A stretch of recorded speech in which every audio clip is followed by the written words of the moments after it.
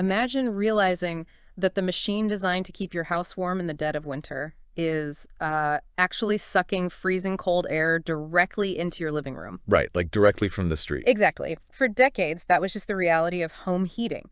You buy this massive humming metal box to fight off the winter, but because of the fundamental physics of combustion, it's constantly pulling unheated, raw winter air through the cracks in your doors and windows. Just to feed its own fire. Yeah, just to feed itself.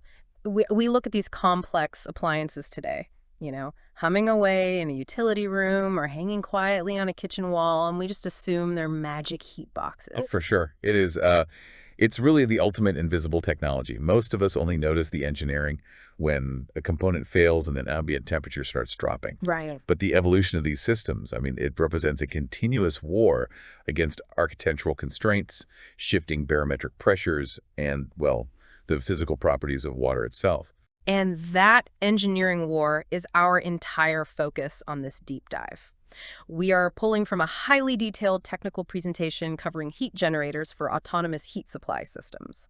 Yeah, and what makes our source material particularly compelling is its specific focus on the engineering landscape in Ukraine. Exactly. We are going to decode the physics behind modern heating, extract the mechanisms of how these different boilers actually operate, how they manage to breathe without freezing you out, and really how human lifestyle dictates mechanical design. So, okay, let's unpack this. Because looking at the source, engineers don't just see a heater. No, not at all. They evaluate a boiler through this terrifyingly massive matrix of metrics. It really is an incredibly rigorous evaluation process. The presentation characterizes the operation of these boiler units across, energy, thermotechnical, operational, environmental. That's a lot of categories. Right, and it goes on. Reliability, resource, and safety metrics. Wow. And to give you an idea of the depth here, thermotechnical isn't just about whether the water gets hot. It is a strict measurement of combustion efficiency. Meaning how it burns the fuel. Exactly. How perfectly the burner converts the raw chemical potential of the fuel into usable thermal energy without wasting heat straight up the exhaust pipe. Right, because nobody wants to pay to heat the sky. But rather than getting lost in every single reliability and resource spreadsheet, the source synthesizes all that data to establish, the ultimate modern baseline. Yeah, it really zeroes in on what works best today. Right. In contemporary autonomous heating, the standard is the automated boiler with forced coolant circulation. And the choice of fuel, especially in that Ukrainian context we mentioned, drives the entire architecture of the machine. The source categorizes them into gas, liquid fuel, solid fuel, and electric. But gas absolutely dominates, right? Oh, yeah. What's fascinating here is how macroeconomics directly dictate the internal engineering of residential hardware. The text explicitly notes that mains gas, natural gas, delivered through vast municipal pipeline networks, has historically been the cheapest and most accessible fuel in Ukraine. So the infrastructure was already there, and Yeah. it was cheap. Exactly. Huh. Because that specific chemical fuel was the path of least economic resistance. The entire manufacturing and engineering ecosystem optimized around it. Wow, okay. Yeah, the burner nozzles, the heat exchangers, the pressure regulators, they all evolved to extract maximum thermotechnical efficiency specifically from natural gas. So you basically build the machine to run on whatever is most abundant. That makes sense. So we have our fuel. But the other half of that modern breath line is forced coolant circulation. Right, the fluid dynamics side of things. Yeah, we really need to talk about the fluid dynamics here. Because in older gravity-fed systems, the physics were entirely passive, right? Completely passive. The boiler heats the water expands and becomes slightly less dense, and then just through natural buoyancy, it slowly rises through the pipes. And then the cold water sinks back down to be reheated. Yeah, but relying on passive thermal expansion like that means you need massive pipes. Right, and you are entirely limited by the physical height and layout of the building. Exactly. Passive systems are incredibly sluggish and, honestly, structurally limiting. Forced circulation introduces mechanical intervention. You place an automated impeller pump into the circuit. So instead of just waiting for gravity, you have a motor doing the work. Yes. This pump creates localized mechanical pressure, aggressively driving the thermal carrier, the water through complex networks of narrow pipes, around sharp corners and across multiple floors. It overcomes the friction losses that are just inherent in modern, tightly packed plumbing. It's like having a heart actively pumping blood through the house rather than just waiting for gravity to do the work. That's a perfect analogy. The pump acts as the heart of the home, actively driving the thermal energy exactly where the thermostats demand it. So once you have the heart actively pumping, you have to look at the actual internal plumbing of the machine itself. Because its job description has expanded, the source draws a hard line between single-circuit and dual-circuit systems. Yeah, this is a major distinction. A single-circuit boiler is kind of a purist. Its sole thermodynamic mission is space heating. It just heats the closed loop of water that travels to your radiators or your underfloor heating, and that water loops right back. Right. A dual circuit unit, on the other hand, layers on a completely separate, highly demanding thermodynamic challenge, which is domestic hot water. The stuff coming out of the tap? Exactly. It has to heat the closed loop for the radiators, but it also has to heat the open loop of tap water for your shower and your kitchen sink. The presentation notes that dual circuit systems handle this secondary task in one of two ways. Okay, what are they? They either route the heat to a storage boiler, which is a heavily insulated tank holding a reservoir of hot water ready for use, or they utilize a flow-through method, which demands a massive, instantaneous transfer of energy. The flow-through method, which we generally call a tankless heater, right? Yeah, exactly. It really is an engineering marvel when you break down the mechanics, because it isn't storing anything. When you turn on the shower, cold water rushes out of the city main and straight through the boiler. And the machine has basically a fraction of a second to sense that flow, ignite the gas burner to maximum capacity, and transfer all that thermal energy into the moving water. Right. And to do that, it uses a specialized heat exchanger, which is usually a series of incredibly thin, highly conductive metal plates. The boiling hot system water flows on one side of the plates, and your cold shower water flows on the other. Maximizing the surface area for a really violent, rapid transfer of heat. Violent is a good word for it. It's an intense process. It really is.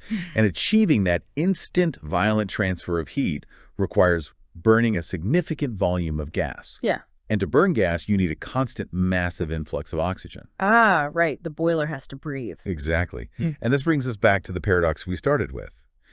The source dives heavily into air supply and exhaust removal systems, categorizing the evolution of draft technology into natural draft and artificial draft. Let's look at the physics of natural draft first, because it is entirely reliant on external atmospheric conditions. It basically operates on the ideal gas law. The combustion process creates hot exhaust gases, and because they're hot, their density is lower than the cooler air surrounding the boiler. This creates buoyancy. Right, the hot gas naturally wants to rush up the vertical chimney. Yeah, and as it rushes up, it creates a low pressure zone, a slight vacuum at the bottom of the combustion chamber. That vacuum physically pulls the ambient air from the room into the burner to feed the flame. But the vulnerability of natural draft is just how fragile that buoyancy is. Yeah. The source specifies that this draft force is dictated by variables totally outside the engineer's control. It depends on a lower outside air temperature to maintain the density differential. It depends on a high exhaust temperature. It's basically at the mercy of the weather. Completely. It is influenced by the current barometric pressure of the atmosphere and, critically, the physical height and diameter of the chimney itself. So natural draft is essentially trying to sail a boat by hoping the atmospheric conditions are just right. It sounds like hoping for a good breeze, whereas artificial draft is like turning on a motor. That is exactly right. Because if a high-pressure weather system rolls in, or it's just a bizarrely mild winter day, the density differential drops. The breeze stops blowing, so to speak. Yeah. The exhaust stops flowing efficiently up the chimney, the vacuum at the burner weakens, and the boiler starts starving for oxygen. And worse, because it uses an open combustion chamber, the air it's vacuuming up is the conditioned air from inside your house. Yes. Every cubic meter of air the boiler burns and sends up the chimney is replaced by a cubic meter of freezing outside air leaking in through your window frames. Which is just wild when you think about it. You're heating the air just to throw it outside. Exactly why modern systems favor artificial draft. Artificial draft eliminates that entire chaotic dependency. By integrating a mechanical exhaust fan, often referred to as a smoke exhauster or a supply fan, engineers took control of the fluid dynamics. So you aren't waiting for thermal buoyancy anymore. No. You are mechanically forcing a specific volume of air into the chamber and mechanically ejecting the exhaust. This active pressure management unlocked the most important leap in modern heating, the closed combustion chamber. The closed chamber completely isolates the fire from your living space. The boiler becomes this sealed metal box. It inhales fresh air directly from the outside, burns it, and exhales the toxic exhaust directly back outside. It doesn't touch the oxygen in your utility room, and it doesn't create a vacuum that pulls cold drafts through your hallways. But creating a sealed box introduces a pretty major architectural challenge. I mean, if it's sealed from the room and it doesn't use the massive brick chimney going up through the roof, how are you physically routing the air in and the smoke out? Well, the presentation details two primary architectural solutions for closed chambers. The first is straightforward, but pretty spatially inefficient separate collectors. Okay, how does that work? You bore two distinct holes through the exterior wall of the building. You run one dedicated pipe to pull fresh air in, and a completely separate pipe to push the exhaust out. But punching multiple holes through structural masonry is expensive, and it creates more points for moisture ingress. It just sounds like a headache. It is a headache, Yeah. which is why the second method detailed in the text is such a breakthrough. It's the coaxial chimney. The source describes it as a pipe-in-pipe system, right? Yeah, the geometry here is brilliant. You have an inner tube nested perfectly inside an outer tube. The mechanical fan pushes the scorching hot exhaust gases out through the inner tube. Simultaneously, the fresh, freezing outside air is pulled in through the outer tube that wraps entirely around the exhaust line. It's like a two-way highway inside a single penetration through the wall. Or like breathing through a highly efficient double-barrel snorkel. Yes, and there is a hidden thermodynamic trick happening here too. As the hot exhaust rushes out the center, it radiates heat outward. Oh, right. That heat is captured by the freezing outside air rushing in through the outer sleeve. By the time that fresh air reaches the combustion chamber, it has been preheated by the exhaust. So you are recovering thermal energy that would have otherwise just been blasted out into the atmosphere. Exactly, which directly improves that thermotechnical efficiency metric we talked about earlier. That is so clever. If we connect this to the bigger picture, the coaxial chimney fundamentally altered urban housing development. The source highlights that this technology significantly lowers capital investments. How so? Well, when constructing a new multi-story apartment building, developers no longer needed to engineer and build expensive, space-consuming vertical masonry chimneys from the ground floor all the way to the roof. Because they could just vent straight out the side. Right. A resident could install an autonomous boiler on an exterior kitchen wall, punch a single 6-inch hole for the coaxial pipe, and have complete independence over their heating. Which flows perfectly into the actual form factor of the equipment. Because of the coaxial vent and the closed chamber, the physical footprint of the boiler shrank dramatically. The source divides the market into wall-mounted and floor-standing units. Wall-mounted boilers are the compact champions of the urban environment. They typically range from 12 to 30 kilowatts of thermal output. And to contextualize those kilowatts, a general rule of thumb in thermal engineering is that 1 kilowatt can heat roughly 10 square meters of reasonably insulated space. Okay. So a 30 kilowatt wall unit, despite being the size of a kitchen cabinet, can comfortably manage a 300 square meter residence. Wow, that's over 3,000 square feet from a box on the wall. Yes, providing both space heating and flow through hot water. They are just engineered for density. All the components, the forced circulation pump, the expansion tank, the heat exchangers, the artificial draft fan, are all miniaturized and packed into a single wall-hanging chassis. But the source notes that when you move to larger properties, cottages or industrial spaces, you hit the limits of that miniaturization. Right, you need more power. Yeah, you transition to floor-standing models. These range from 15 kilowatts all the way past 100 kilowatts. They have massive, heavy cast iron or steel heat exchangers that simply cannot be suspended from a drywall anchor. They'd pull the wall down. But even these massive floor-standing units have adopted the innovations of their smaller counterparts, haven't they? They have. The text points out that many modern floor models now incorporate built-in fans and utilize those exact same coaxial chimneys. So you can place a 100 kilowatt boiler in a dedicated utility room of a sprawling cottage and vent it straight out the sidewall, completely bypassing the need for a traditional vertical chimney stack. Exactly. It's the same principle, just scaled up. So the modern ecosystem is pretty clear at this point. Gas fuel, water as the thermal carrier, forced mechanical circulation, and sealed coaxial venting. That's the standard. But the source material throws a fascinating curveball right at the end. It details a piece of equipment that looks at that entire complex water-based ecosystem and just throws it out the window. The gas convector. Yes, the gas convector represents a completely different approach to thermal transfer. It abandons the liquid carrier entirely. No water at all. No water. Inside a gas convector, you still have an isolated, closed combustion chamber. It still utilizes atmospheric or pressurized burners with full premixing of the gas and air. It breathes completely from the outside. But instead of the flames heating a network of water pipes, the flames directly heat a heavily finned metal heat exchanger. And the ambient air in the room simply circulates over that blistering hot metal, warming up directly. Right. And the ignition systems are entirely self-contained, too. The source mentions piezoelectric ignition. We use this constantly without thinking about it, like in a barbecue later. Oh, yeah. A piezoelectric crystal generates a high-voltage electrical charge when it is physically deformed. When you press the ignition button on the convector, a spring-loaded hammer strikes a small quartz crystal. And that sudden mechanical stress forces electrons out of position, generating a high-voltage spark across a gap right where the gas is premixed, instantly igniting the burner. It's such an elegant, reliable system that doesn't even require an external electrical grid to start. It really is. Yes. And the primary thermodynamic advantage highlighted by the source is its incredibly low thermal inertia. Because you aren't heating up water. Exactly. Because you're not waiting for gallons of water to heat up, circulate through the house, and eventually heat the cast iron radiators. The convector begins transferring heat to the room air almost the second the piezo spark fires. Okay, I understand the thermal inertia argument. Instant heat is great, but I have to push back hard on the practical application of this. Uh-oh. Yeah, the source explicitly states that these are autonomous units, meaning if you want to heat a whole house, you need a convector in every single room. Right, that's true. That means you are abandoning harmless, inert water pipes, and instead you are running a vast, highly regulated network of pressurized, explosive gas lines through your living room, your bedroom, and your hallways. Yes. The installation complexity, the safety risks, and the sheer regulatory headache of routing gas lines to every corner of a house seem completely insane compared to just running water lines.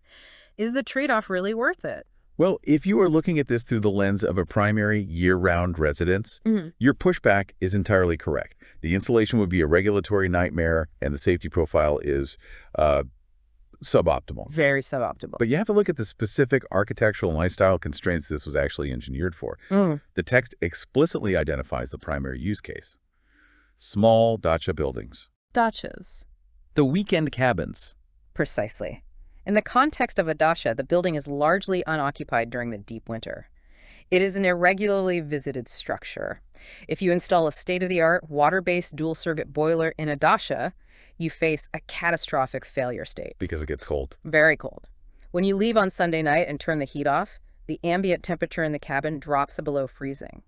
The water sitting idle inside the boiler's heat exchanger, inside the forced circulation pump, and inside all those long, complex radiator pipes begins to freeze. Oh, man. And the physics of freezing water are unforgiving. As water freezes into a crystalline lattice, it expands by about 9%. Right. That expansion generates tens of thousands of pounds of pressure per square inch. It will effortlessly split cast iron heat exchangers in half and burst copper pipes inside the walls. The entire system literally destroys itself. Wow. To prevent that, you either have to leave the boiler running all winter, burning expensive gas just to keep the empty house above freezing, or you have to spend hours mechanically draining every drop of water from the entire plumbing system before you leave. Which nobody wants to do after a relaxing weekend. Exactly. The gas convector eliminates the vulnerability entirely. There is no water. Okay, when you frame it around the failure state of freezing water, the engineering choice makes total sense. You show up at the freezing dacha in January. You hit the piezo igniter. The low thermal inertia means the room is comfortable in minutes. When you leave, you turn the gas valve off and lock the door. The metal gets cold, but nothing expands, nothing bursts. That's the magic of it. And the source also notes that because you are surface mounting these units directly on exterior walls and punching short exhaust vents, you completely bypass the need to construct a dedicated fireproofed boiler room or, tear up the floorboards to run plumbing. It is the ultimate pragmatic solution for a highly specific environmental constraint. It trades the centralized complexity of a water boiler for the decentralized freeze-proof reliability of direct air heating. So what does this all mean? When you zoom out from the matrix of metrics and the fluid dynamics, what we've really been reading is a masterclass in how human behavior and environmental limits sculpt mechanical engineering. I completely agree. If you are living in a dense 50-square-meter urban apartment, The engineering response is a compact, wall-mounted boiler with a clever coaxial pipe that preheats its own air without needing a masonry chimney. Right. If you are building a massive cottage, the response is a 100-kilowatt floor-standing powerhouse. And if you need to heat an occasionally visited dacha without the pipes detonating in the winter, the response is a waterless gas convector. The technology flexes to fit the architecture. This raises an important question about the future, however. The entire autonomous ecosystem we just explored, the sophisticated closed combustion chambers, the algorithmic forced draft fans, the specialized heat exchangers, was fundamentally optimized around one historical reality: natural gas being the most abundant and economically viable fuel. Right. It is the foundational assumption that built the entire industry. But as global energy infrastructures rapidly pivot toward renewables, as heat pump technology advances, and as regulatory bodies push for total residential electrification, we have to wonder about the lifespan of this specific branch of physics. That's a really good point. How much of this intricate gas flow engineering, these brilliant coaxial breathing systems, will become a lost mechanical art in the next few decades? Will the autonomous heating of the future be entirely silent, water-based electric systems? Or will we repurpose this exact hardware, finding new green combustible gases like hydrogen to pump through these incredible breathing machines? Exactly. Will the metal box on the wall look exactly the same, but beat with a completely different kind of thermodynamic heart? It's wild to think about. We will leave you to mull that over. Thank you for joining us on this deep dive. Keep questioning the invisible machines around you, and we will see you next time.